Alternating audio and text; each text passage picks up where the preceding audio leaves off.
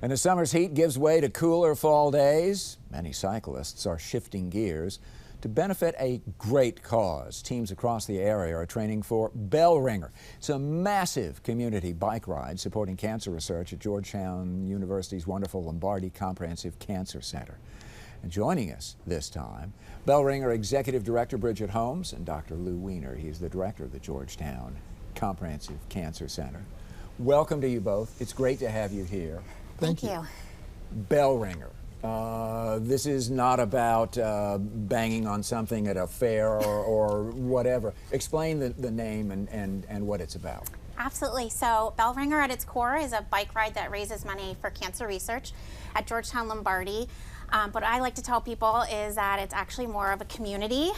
We have thousands of people who will be coming together on Saturday, October 26th to help see a future that is cancer-free. We'll have riders, volunteers, donors, supporters, families, and friends all come together on October 26th. You can't overstate the size of something like this, because it is. Those of us who live downtown know that this is a huge deal. It is a big deal, but I want to answer your question about what BellRinger stands for. Okay. When people are getting treatment for their cancer, and they're nearing the end of the journey of getting that treatment, as they have their last treatment, when they walk out the door of the chemotherapy suite, there's a large bell. And this is true at Lombardi and many other places. And when you're done, you ring the bell. And the reason we call it BellRinger is we want to ring the bell on cancer once and for all, and this is how we're going to do it. And this is that bridge. This gets us from the destination that we want to the situation where we are. Talk about putting something like this together, if you will, because it is such an overarching deal. How do you start planning the day after the last event? Pretty much, we'll start planning on October 27th for 2025. It is a massive undertaking. We start in Georgetown and head all the way out to Gaithersburg.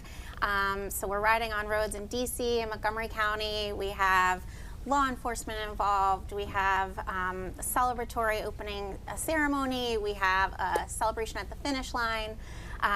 So lots and lots of logistics, but it is all worth it if we can ring the bell on cancer. All right, and that's what we're going to try and do. Doctor, give us a status report. Would be impossible because cancer is such an overarching disease.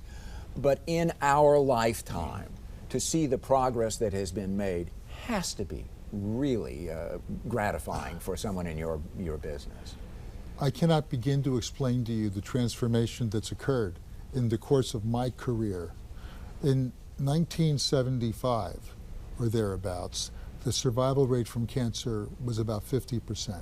It's now over 70%. That's remarkable. That translates to hundreds upon hundreds of thousands of lives saved each year because of research that's been done.